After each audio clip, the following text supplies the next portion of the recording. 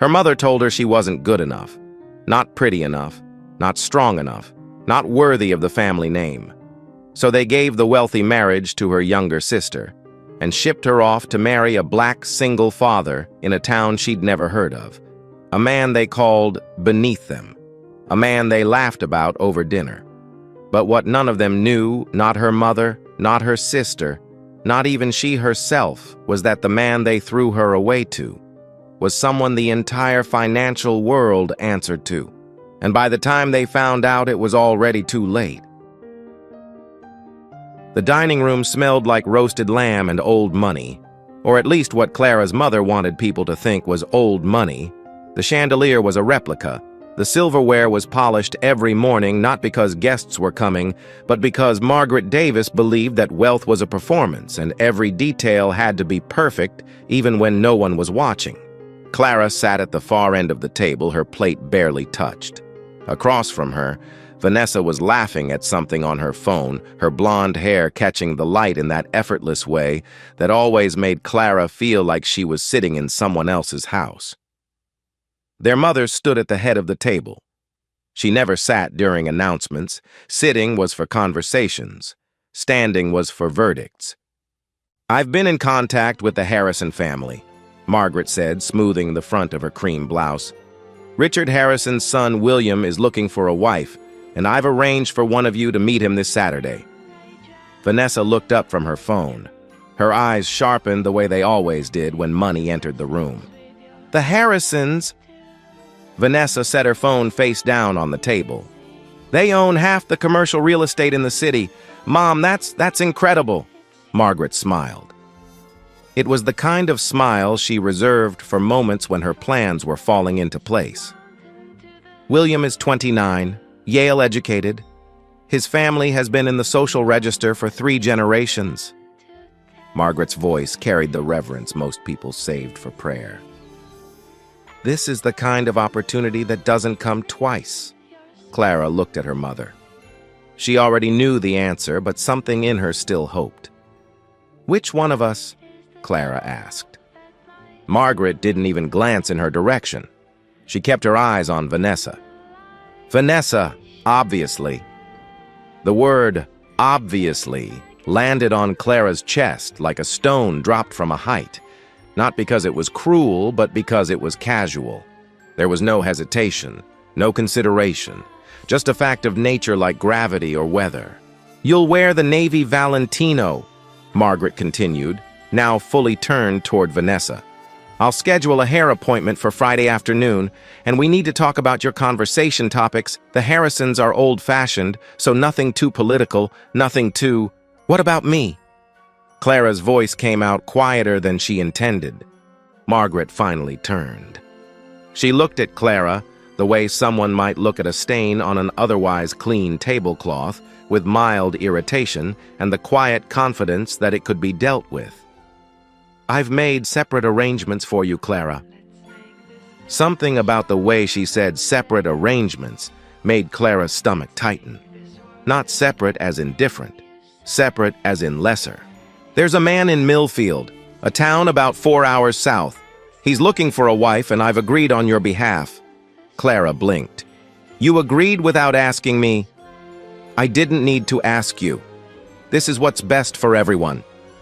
"Who is he?" Margaret waved her hand, the gesture small and dismissive. "His name is Marcus Thompson. He's a single father, 1 child. He lives modestly." Vanessa let out a short laugh. Not a mean laugh, worse, a pitying one. "Wait," Vanessa said, leaning forward. "Is he the one Aunt Linda mentioned, the black guy in that little nowhere town?" Margaret's jaw tightened, but she didn't correct Vanessa. She simply redirected. "The arrangement is practical. He needs a wife. Clara needs stability. It works." "Mom." Clara's hands were flat on the table now. "You're sending me to marry a stranger in a town I've never been to, a man I've never met, because I'm not good enough for the Harrisons." Margaret's eyes hardened, not with anger, with efficiency. "Clara, let's not make this dramatic.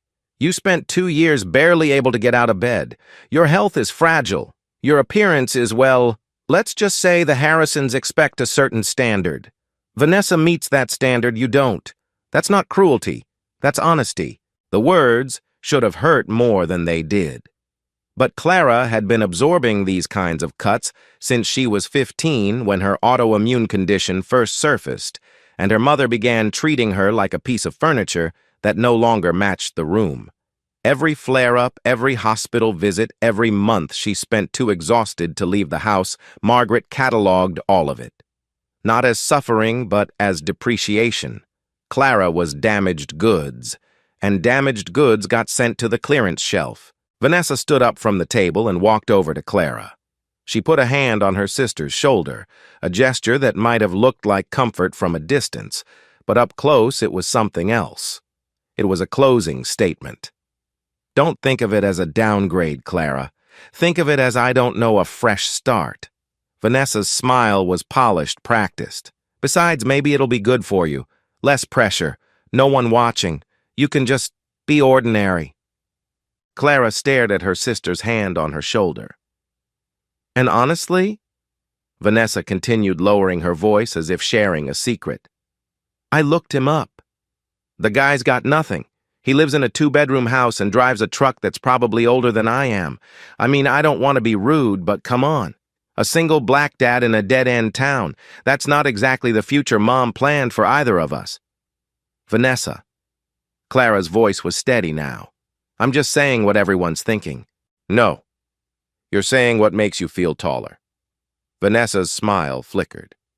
For a fraction of a second, something real crossed her face. Not guilt exactly, but recognition. The kind of look someone gets when they hear their own voice played back to them and don't like the sound. Then it was gone. Vanessa straightened up and turned toward the hallway. But before she disappeared around the corner, she said something that Clara would remember for months. You know I didn't choose this either. Mom picked me for the Harrisons. She picked you for Millfield. Neither of us got to decide. The only difference is my cage is prettier than yours. And then she was gone.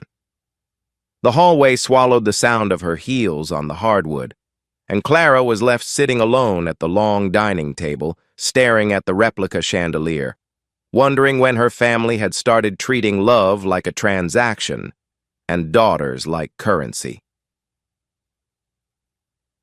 Clara spent the next 3 days doing something she hadn't done in years. She sat with the decision, not fighting it, not crying about it, just sitting with it the way you sit with a diagnosis you already suspected but hoped wasn't true. She packed one suitcase. She didn't pack anything her mother had bought her. On the morning she was supposed to leave, Margaret stood by the front door holding a cup of coffee, watching Clara load her things into the car. She didn't offer to help. She didn't hug her. She simply said, Millfield isn't the end of the world, Clara. It's just not the beginning we hoped for. Clara closed the trunk. She looked at her mother, really looked at her, and saw for the first time not a villain, but a woman who had built her entire life on appearances and was now too deep to climb out. Margaret Davis didn't hate her older daughter. She simply couldn't afford to love something that didn't increase her value. Goodbye, Mom, Clara said. Margaret sipped her coffee. Call when you get there. I want to know you arrived safely. It was the closest thing to tenderness Margaret had offered in years, and Clara knew it. She also knew it wasn't enough. It hadn't been enough for a long time. She got in the car. She didn't look back. The drive to Millfield took 4 hours and 12 minutes. Clara counted because she had nothing else to do. She didn't play music. She didn't call anyone. She just drove, watching the landscape change from manicured suburbs to strip malls to open highway to something quieter. Farmland giving way to forest, billboards getting fewer, the sky opening up like someone had pulled back a curtain. Millfield wasn't what she expected. It wasn't the run-down, forgotten town her family's tone had implied. It was small, yes. One main street. A hardware store, a diner, a library with a hand-painted sign. But it was clean, lived in, the kind of place where people recognized each other's cars and waved even when they weren't sure who was driving. Clara pulled up to the address her mother had given her. A white two-bedroom house with a front porch, a small yard, and a truck in the driveway, dark blue, older model, but well-maintained. There were flowers along the walkway, not expensive flowers, just marigolds and daisies planted in a neat row by someone who cared enough to kneel in the dirt. She sat in the car for a full minute, gripping the steering wheel. This was it. The man her family had decided was her level, the life they believed was all she deserved. She got out of the car. The front door opened before she reached the porch, and the man who stepped out was not what Clara had prepared herself for. Not because he was tall, though he was, not because his presence was striking, though it was, but because of the way he looked at her. There was no hunger in it, no pity, no sizing up. He looked at her the way you look at someone you've been expecting, calmly, with patience, as if he already understood that this moment was hard for her and he was giving her space to breathe through it. Clara. His voice was low and even, the kind of voice that didn't need to be raised to fill a room. "Yes, I'm Marcus." He extended his hand. Not a hug, not a step too close, just a hand, steady open, waiting. She shook it. His grip was firm but not forceful. His palms were warm. "Come in," he said. "Lily's been asking about you all morning." Clara followed him inside. The house was small but immaculate. Bookshelves lined the living room walls, not decorative books chosen for their spines, but real books, read books, with creased covers and dog-eared pages. History, philosophy, finance, poetry. There was a child's drawing taped to the refrigerator, a stick-figure family with 3 people, one of them labeled Dad in crooked purple letters. The third figure had no label. And then she saw her.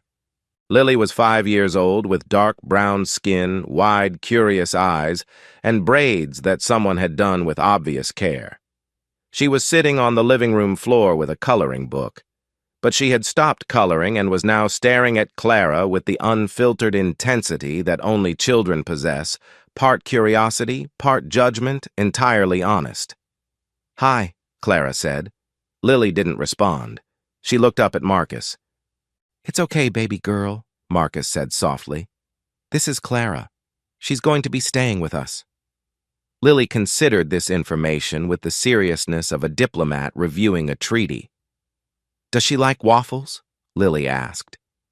Marcus looked at Clara. The corner of his mouth moved not quite a smile, but close. "Do you like waffles?" he asked. And for the first time in longer than she could remember, Clara felt something that wasn't dread or obligation or the weight of being someone's disappointment. She felt the beginning of something honest. "I love waffles," Clara said. Lily went back to coloring, and just like that, without ceremony, without performance, without a single chandelier in sight, Clara's new life began. The first week in Millfield moved slowly, the way time does when every sound is unfamiliar and every room still smells like someone else's life. Clara slept in the guest bedroom, a small room with a single window that faced the backyard and a quilt on the bed that had been washed so many times it felt like silk. Marcus hadn't called it her room. He'd said, "This is where you'll sleep. Make it whatever you want." She hadn't made it anything yet. She was still learning how to breathe in a house where no one was watching to see if she breathed correctly. Marcus had a routine, and it was precise. He woke before sunrise. By the time Clara came out of her room each morning, Lily was already dressed, her braids freshly retied, and breakfast was on the table. Not elaborate breakfast, eggs, toast, fruit, sometimes oatmeal with cinnamon. But everything was laid out with a kind of quiet intentionality that Clara wasn't used to. In her mother's house, meals were performances. Here they were just meals, made with care, eaten without commentary. Marcus didn't ask Clara to do anything. He didn't assign her roles. He didn't say, "This is what a wife should do in this house." He simply lived his life and left space for her to figure out where she fit. It should have felt cold, but it didn't. It felt like the first time someone had trusted her enough not to hand her a script. Lily, on the other hand, was a different kind of welcome. The little girl didn't give Clara space, she gave her tests. Small ones. the kind only a 5-year-old could design. "Can you braid?"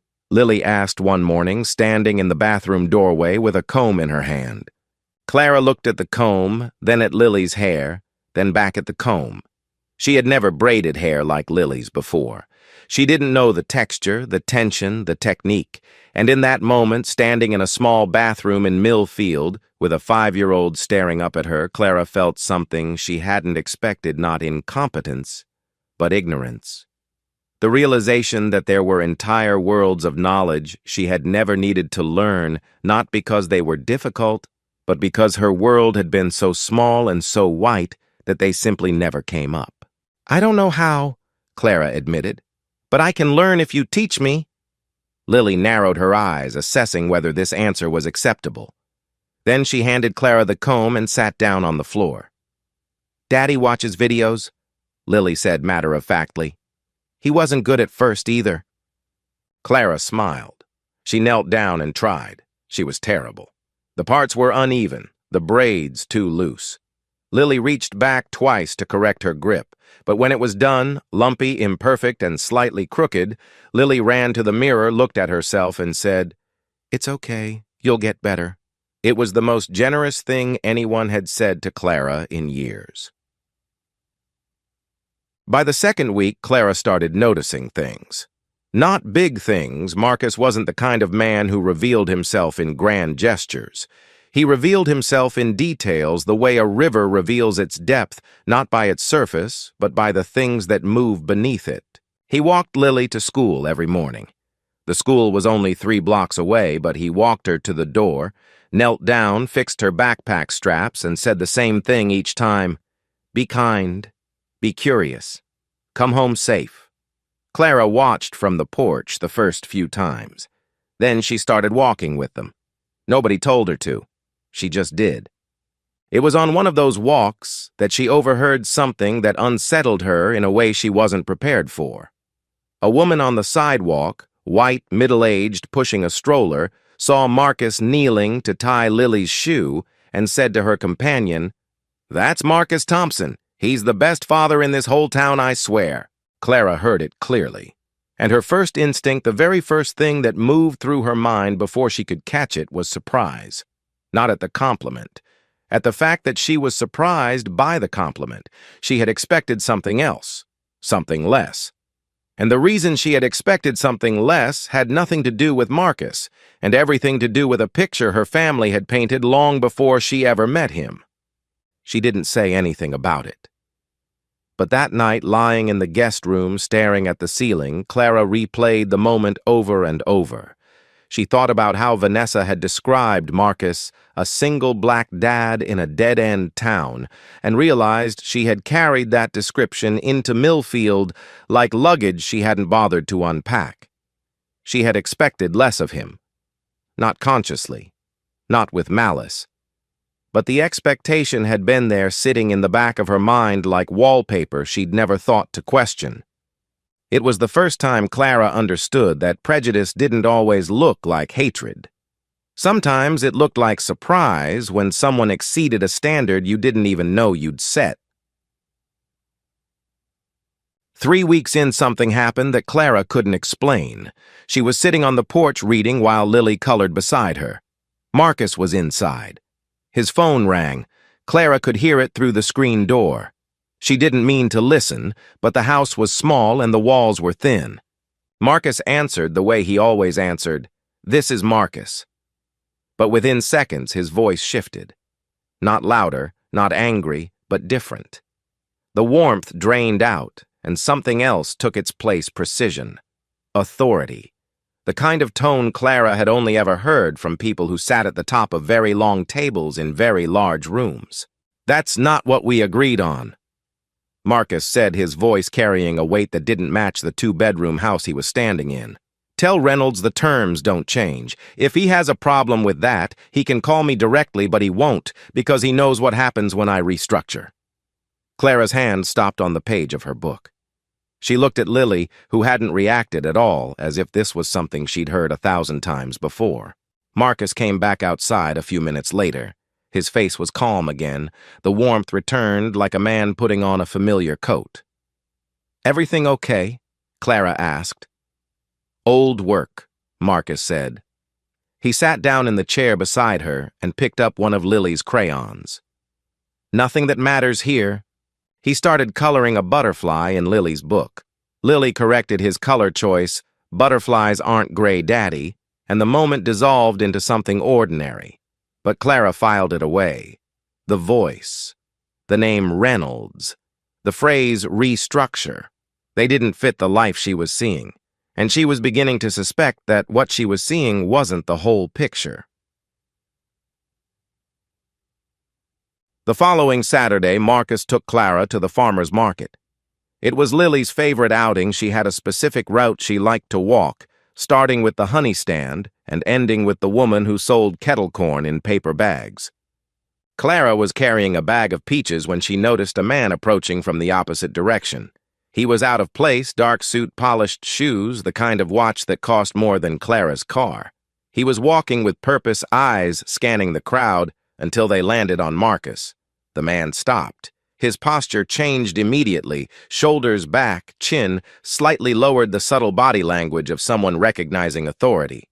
He crossed the remaining distance quickly and extended his hand. "Mr. Thompson," the man said. "I didn't expect to see you here. I was actually driving through on my way to Charlotte and—" "Not today, David." Marcus shook the man's hand, but his tone was polite and final. The kind of tone that closed a conversation the way a period ends a sentence. The man nodded. "Of course. My apologies."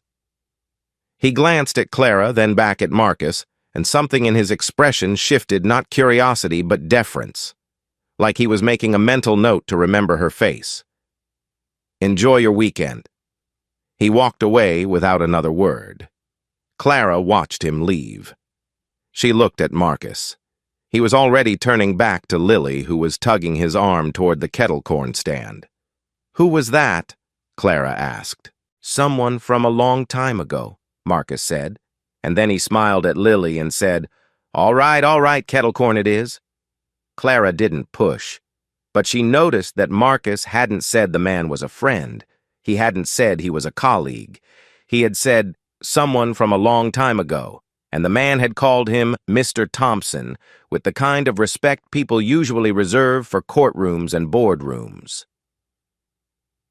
A month passed, then 2. Clara stopped counting the days. Millfield had a rhythm slower than anything she'd known, but honest.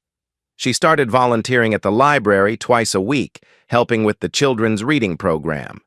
She learned to braid Lily's hair properly, still not as well as Marcus, but close enough that Lily stopped correcting her. She cooked dinner some nights, and Marcus cooked on others, and they fell into a pattern that wasn't romantic yet, but was something just as rare: mutual respect between two people who hadn't asked for each other, but were learning not to regret it. She also started to see Marcus more clearly.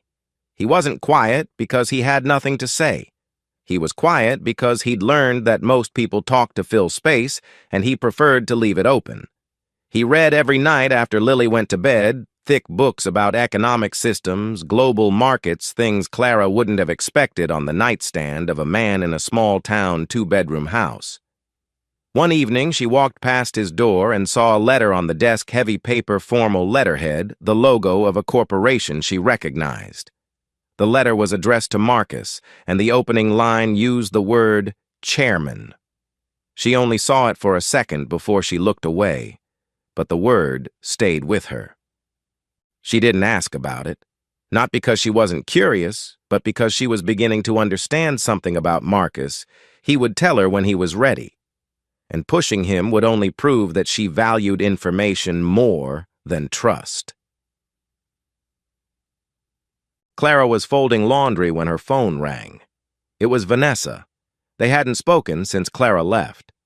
The call came without warning, the way Vanessa always operated, on her own schedule, assuming everyone else would adjust. "Clara, I need to talk to you." Vanessa's voice was different.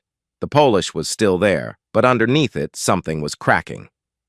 "About what?" "The Harrisons." Vanessa exhaled sharply. It's not what I thought it was going to be." Clara sat down on the edge of the bed. She didn't say, "I told you so." She didn't feel any satisfaction. She just listened. "William's family is broke, Clara. Like actually broke. The house, the cars, the country club membership, it's all leveraged. They're drowning in debt. And they married William off to me because they needed access to our family's assets. Mom's assets, whatever's left." Clara closed her eyes. She thought about the night at the dining table, the Valentino dress, the social register, 3 generations of prestige that turned out to be 3 generations of smoke. "I'm sorry, Vanessa." "Don't be sorry. Just don't tell Mom yet. I can fix this. I just need time." Clara wanted to say that some things couldn't be fixed by performing harder, but she knew Vanessa wasn't ready to hear that. So she said, "Okay." And the call ended, and Clara sat in the small guest room of a 2-bedroom house in Millfield and thought about how strange it was that the life her family had called a punishment was turning out to be more real than the one they had called a reward. The visit came without warning. That was Margaret's style. Arriving unannounced was a power move, a way of saying, "I don't need your permission to be in your life." Clara was in the front yard with Lily planting new marigolds along the walkway when the silver sedan pulled up to the curb. Margaret stepped out first, wearing sunglasses and a linen blazer, looking at the house the way a health inspector looks at a restaurant searching for violations. Vanessa got out of the passenger side, arms crossed, her face tight with something that might have been embarrassment or anger or both. Marcus was inside. Clara knew he could see them from the kitchen window. She straightened up, wiped the dirt from her hands, and walked to the curb. "Mom, Vanessa, you didn't call." "I didn't realize I needed an appointment to visit my own daughter," Margaret said. She took off her sunglasses and looked past Clara at the house, the yard, the truck in the driveway. Her expression was the kind of neutral that was worse than disgust. It was dismissal. Everything she saw confirmed everything she already believed. Vanessa stayed quiet at first. She looked thinner than the last time Clara had seen her. The Valentino confidence was gone, replaced by something brittle. Marcus came out to the porch. He didn't rush. He walked out the way he walked everywhere, steady, unhurried, present. He nodded at Margaret and Vanessa. "Welcome," he said simply. Margaret looked at him the way she might look at a waiter who had seated her at the wrong table, politely, but with the clear understanding that this arrangement was temporary. "You must be Marcus," Margaret said. "Thank you for taking care of Clara." The way she said it, taking care of Clara, made it sound like Clara was a package that had been dropped off, not a person who had chosen to stay. Marcus didn't react. He held the door open. "Come inside. I just made coffee." They sat in the living room. Margaret perched on the edge of the couch as if she was afraid the furniture might stain her clothes. Vanessa sat beside her, eyes moving around the room, cataloging every detail the way she'd been trained to, assessing value, finding it lacking. Lily came in from the yard, dirt on her knees and a marigold in her hand. She stopped when she saw the strangers. "Lily, this is my mother and my sister," Clara said, kneeling beside her. "Say hello." "Hello," Lily said, holding the flower tighter. Margaret looked at Lily the way she looked at most things that didn't serve her agenda, with polite indifference. Vanessa didn't look at Lily at all. The conversation started small. Margaret asked about the house, the town, Clara's routine. Each question was a measurement. Each answer was weighed and found insufficient. But the real moment came when Vanessa finally spoke. She was standing by the bookshelf, running her finger along the spines, when she turned to Clara and said loud enough for everyone to hear, "I mean, it's comfortable, I guess, for what it is. Not everyone needs high standards." The room shifted. Clara felt it. Marcus felt it. Even Lily felt it, though she was too young to name it. Vanessa wasn't just talking about the house. Her voice carried the same tone she'd used at the dining table months ago. The practiced casualness of someone who believed that tearing others down was the same as building herself up. Marcus set his coffee cup on the table. He looked directly at Vanessa. Not with anger, not with defense, with the steady level gaze of a man who had heard worse from more important people and had learned long ago that some words said more about the speaker than the subject. "Standards are interesting," Marcus said, his voice even and unhurried. "The ones people talk about the loudest are usually the ones they struggle the most to meet." One sentence. That was all. Vanessa opened her mouth to respond, but nothing came. Margaret looked away. The room held its weight. Clara felt something crack open in her chest, not pain, but relief. She had spent her entire life watching people speak to her family with deference they hadn't earned. And here was a man who had just taken apart her sister's condescension with 7 words and a steady voice without raising his tone, without breaking composure, without needing anyone's validation. End quote. They left an hour later. Margaret drove. Vanessa sat in the passenger seat with her arms crossed, saying nothing. Clara stood on the porch and watched the silver sedan pull away, and she felt something she hadn't felt in their presence in a very long time, certainty. Not about Marcus, not about Mill Field, but about the fact that she was done performing for people who only saw her when they needed something to look down on. But the visit had left a mark on someone Clara hadn't considered. That night, after Marcus put her to bed, Lily got up again. Clara found her sitting at the top of the stairs, clutching the stuffed rabbit she slept with her face tight, in that way children's faces get when they're trying very hard not to cry. Clara sat beside her on the step. "What's wrong, sweetheart?" Lily didn't look at her. She looked at the wall at the framed photo of Marcus and Lily at the park, the one where they were both laughing so hard their eyes were closed. "Does your sister not like Daddy because he looks different?" Lily asked. The question was so direct, so unguarded, that Clara felt it land somewhere deep behind her ribs. "Lily?" "She kept looking at him like he was wrong," Lily said. "Like we were wrong." Clara put her arm around Lily. She pulled her close and felt the little girl's body relax into her, trusting her the way children trust completely, without conditions. "Your daddy is one of the best people I've ever met," Clara said. "And the way someone looks at him says everything about them and nothing about him. Do you understand?"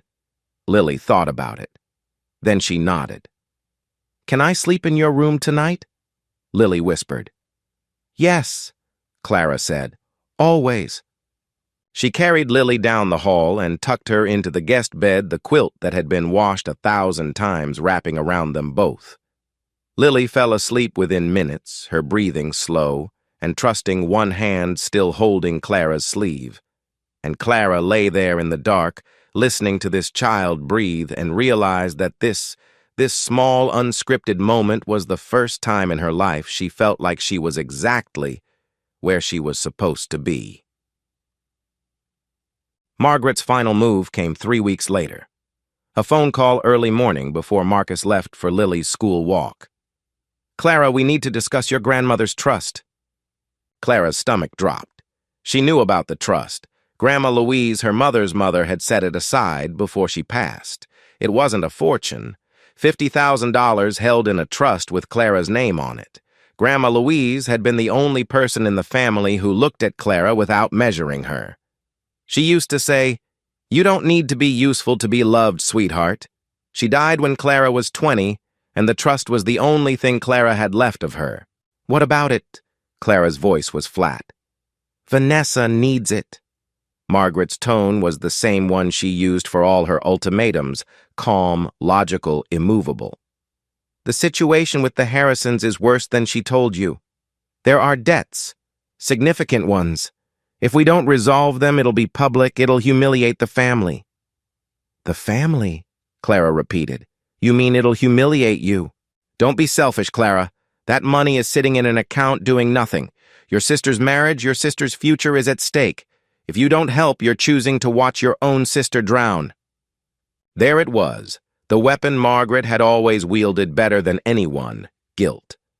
Not anger, not threats, guilt. The quiet surgical suggestion that Clara's boundaries were actually cruelty, that her self-preservation was actually selfishness, that saying no made her the villain in someone else's story. Clara looked across the kitchen. Marcus was packing Lily's lunch apple slices, a turkey sandwich, a juice box. He hadn't looked up. He couldn't hear Margaret's voice through the phone, but he could see Clara's face, and his eyes moved to hers, steady and questioning. Clara turned away. She walked to the back porch and sat on the step.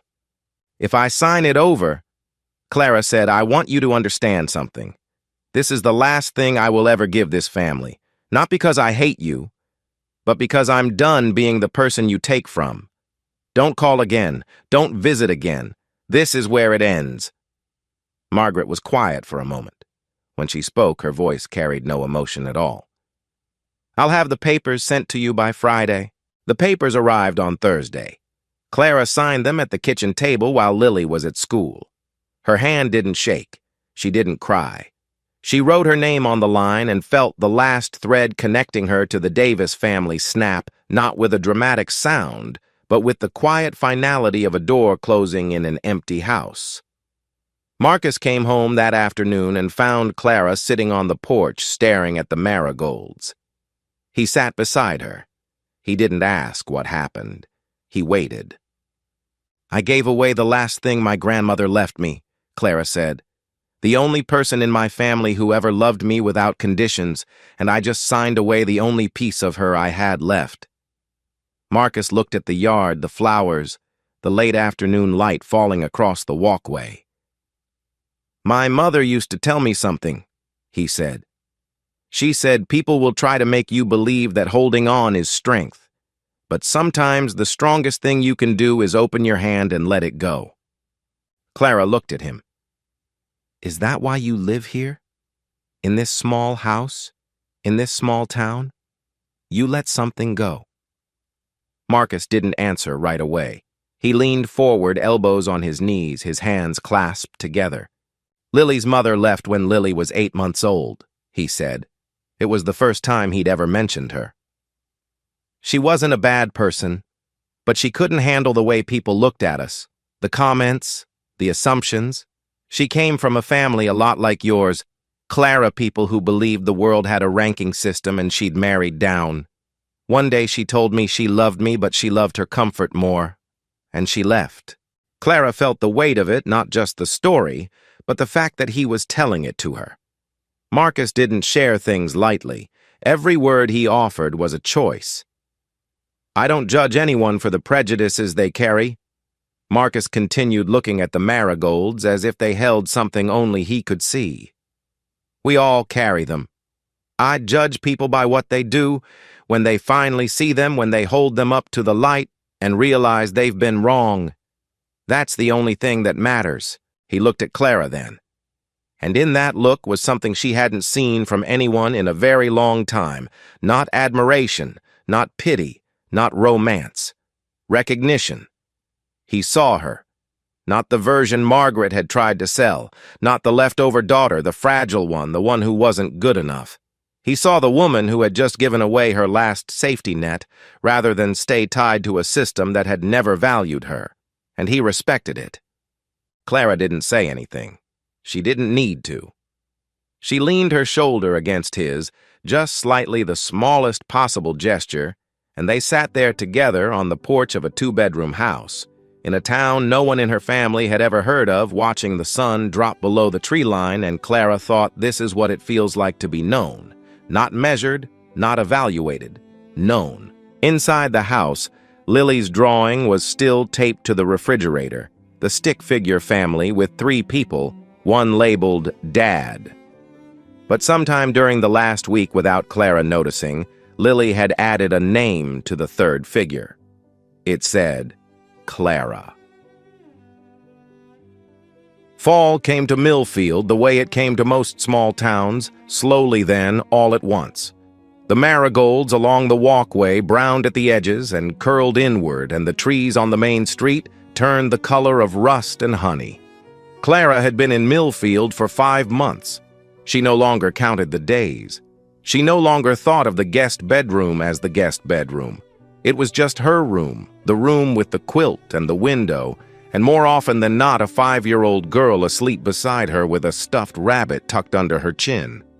Clara was at the library on a Tuesday morning when her phone buzzed. A text from a number she didn't recognize. Vanessa's old phone had been tied to the Harrison accounts and was long gone. Clara opened the message. "It's Vanessa. I'm outside your house. I didn't know where else to go." Clara left the library without finishing her shift. She drove the 3 minutes home and found Vanessa sitting on the front porch steps, a single suitcase beside her. No Margaret this time. No silver sedan waiting at the curb with the engine running. No sunglasses, no linen blazer.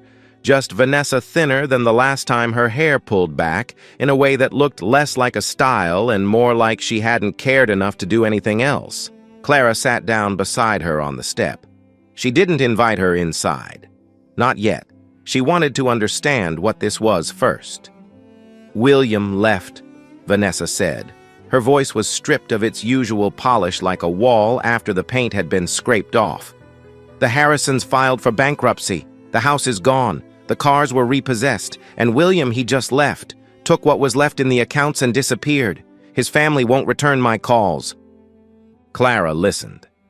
She felt something, but it wasn't satisfaction. It was the dull ache of watching something you predicted come true and wishing you'd been wrong. "What about Mom?" Clara asked. Vanessa let out a breath that wasn't quite a laugh. "Mom told me to figure it out. She said I was the one who married him, so I was the one who needed to fix it." Those were her exact words. "You made your bed, Vanessa." Clara recognized the script. Margaret had used it on her too in different words on a different day. The language of a woman who saw her children as investments and wrote off the ones that stopped performing. "I'm sorry," Clara said, and she meant it. Vanessa didn't respond to that. Instead, she looked at the house, the white walls, the small yard, the dark blue truck, and something shifted in her face. Not contempt this time. Something closer to confusion. As if the world she had built her entire identity on had crumbled, and the world she had dismissed was still standing, and she didn't know how to make that make sense. "I did everything right, Clara." Vanessa's voice cracked on the last word, and Clara realized she had never heard her sister's voice crack before. Not once, not in all the years they had known each other. "I wore the right clothes. I married the right man. I said the right things. I was everything they told me to be, and I still ended up with nothing." Clara looked at her sister. She saw for the first time not the polished weapon Margaret had sharpened, but the girl underneath. The girl who had been told since childhood that her worth was conditional, that love was earned through performance, and who had believed it so deeply that she had never stopped to ask whether the system itself was broken. "You didn't end up with nothing because you did something wrong, Vanessa," Clara said quietly. "You ended up with nothing because you built everything on something that was never real." Vanessa's chin trembled. She pressed her lips together hard, fighting the collapse that Clara could see building behind her eyes. "I still think—" Vanessa started, then stopped. She looked at the front door of the house, the one Marcus walked through every morning. "I know you think I should apologize to him, to Marcus. But I can't just turn off how I was raised, Clara. I can't just undo 28 years of—" "I'm not asking you to undo anything," Clara said. "I'm telling you what I learned. The things we were taught, the rankings, the categories, the idea that some people are worth more than others based on how they look or where they come from, that's not truth. That's fear dressed up as tradition. And it cost me years of my life. It cost you your marriage. At some point, Vanessa, you have to decide whether you want to keep carrying it or put it down." Vanessa didn't answer. She sat on the porch step of a house she had mocked 5 months ago, holding a suitcase full of whatever she had managed to grab before the life she'd been promised evaporated. Clara didn't push. She had learned from Marcus, from Lily, from the quiet rhythm of this town that some truths need time to land. You can't force someone to see what they're not ready to look at. Clara stood up and opened the front door. "You can stay tonight," she said. "We'll figure out the rest tomorrow." Vanessa picked up her suitcase and walked inside without saying thank you.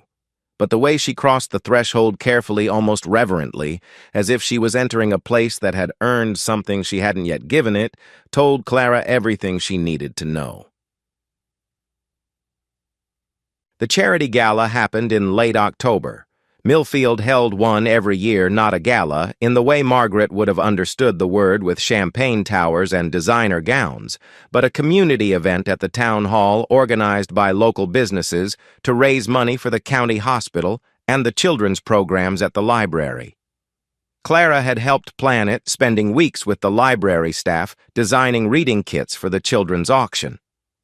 What she didn't know, what no one in Millfield seemed to know, or at least no one talked about, was that this year's event had drawn attention from outside the town.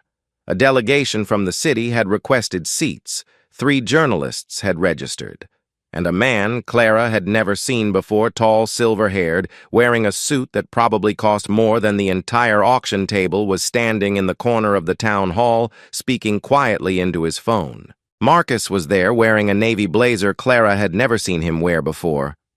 He looked comfortable in it, not stiff, not performing, but natural, the way a man looks when he's returning to a version of himself he had set aside by choice, not by circumstance. The mayor of Millfield, a woman named Patricia Cole, who ran the hardware store on Main Street, took the small stage at the front of the room.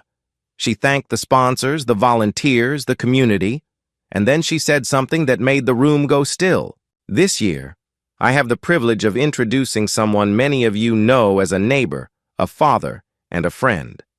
But what most of you don't know, what he asked us not to share until he was ready, is that the man who has been quietly funding our hospital expansion, our school renovation, and our library programs for the last 7 years is standing in this room tonight.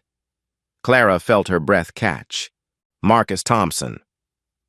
Patricia continued, is the founder and majority owner of Ashford Capital, one of the largest private investment firms in the country. He has donated more than $40 million to communities like ours anonymously because he believed the work mattered more than the recognition.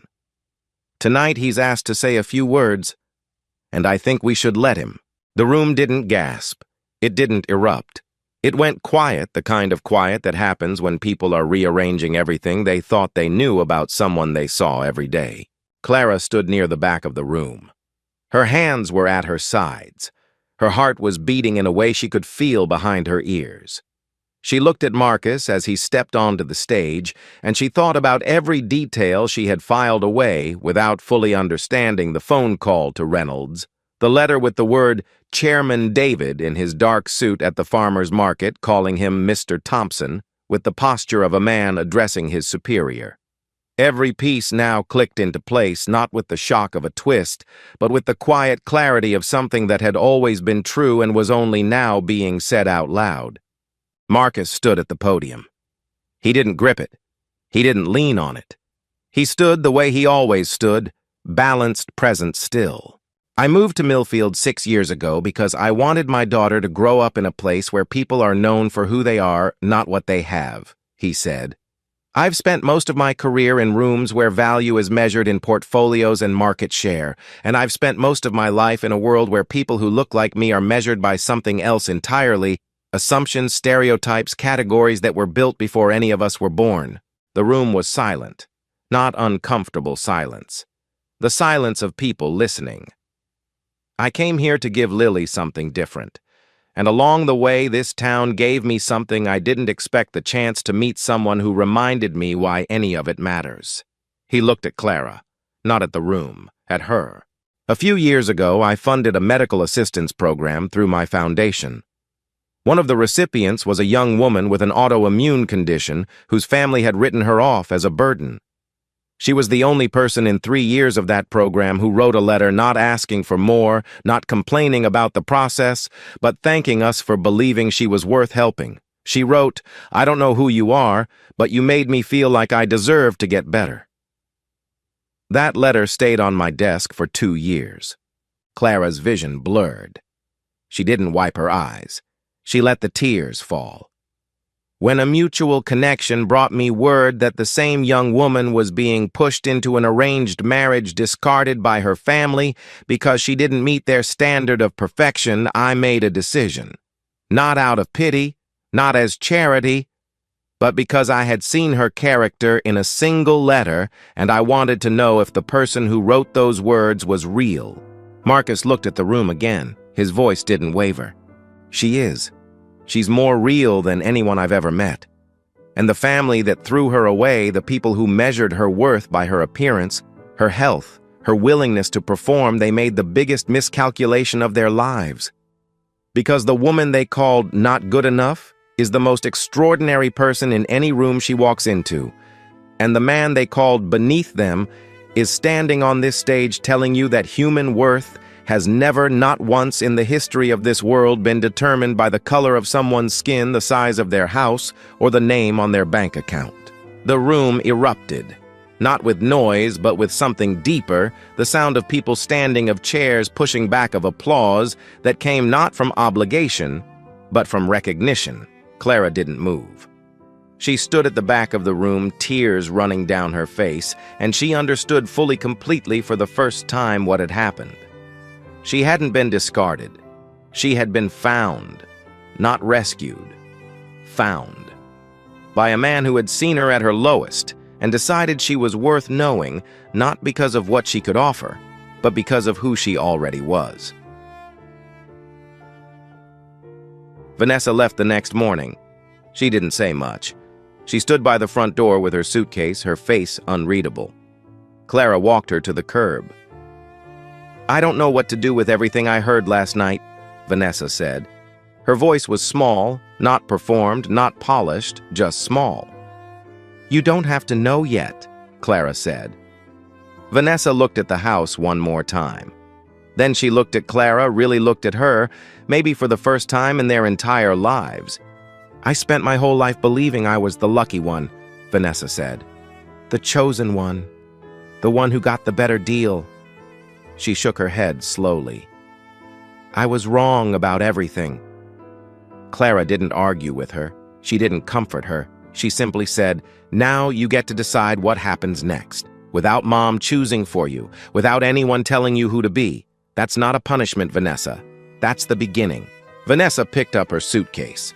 She didn't hug Clara. She wasn't there yet, but she nodded a small, tight nod and walked away down the sidewalk, and Clara watched her go and for the first time felt no anger toward her sister. Only the hope that somewhere eventually Vanessa would find what Clara had found, not wealth, not status, but the simple, radical experience of being valued for something real. That evening, Clara sat on the porch. The marigolds were gone for the season, but the daisies held on stubborn and pale in the October light. Marcus was inside making dinner. She could hear him through the screen door, the sound of a knife on a cutting board, the low hum of music from the kitchen radio, the clatter of Lily setting the table with the focused determination of a child who had been given an important job and intended to do it perfectly. The front door opened and Lily came outside. She was holding 3 napkins folded into uneven triangles. "Clara," she said, and then she stopped. She looked at the napkins, then at Clara, and something moved across her face, not uncertainty, but decision. The kind of decision a 5-year-old makes with her whole body. "Mom," Lily said, "dinner's ready." The word landed like sunlight breaking through a window in a room that had been dark for years. Clara looked at Lily. She didn't correct her. She didn't cry, though the tears were already there, pressing behind her eyes like something that had been waiting a very long time to be let out. "Coming, sweetheart," Clara said. She stood up and took Lily's hand, small, warm, certain, and walked through the front door of the 2-bedroom house in Millfield, where the books were real and the flowers were planted by hand, and a man she had been told was beneath her was cooking dinner and humming along to a song on the radio, and a little girl who had once drawn a stick figure with no name had just given Clara the only title that ever mattered. The chandelier in her mother's dining room had been a replica. The silverware had been polished for no one. The family name had been a performance staged for an audience that was never coming. But this kitchen, this table, this man, this child, this ordinary, imperfect, unscripted life, this was real, and it was hers. You know, sometimes the people the world overlooks are the ones who see us the most clearly. And sometimes the life everyone told you was a downgrade turns out to be the only one that was ever real. If Clara's story made you feel something, if it reminded you that someone's worth was never about where they came from or what they look like, then I think you already know what to do. Subscribe to this channel because stories like this one deserve to be heard. And if there's someone in your life who needs to hear this today, share it with them. I'll see you in the next one.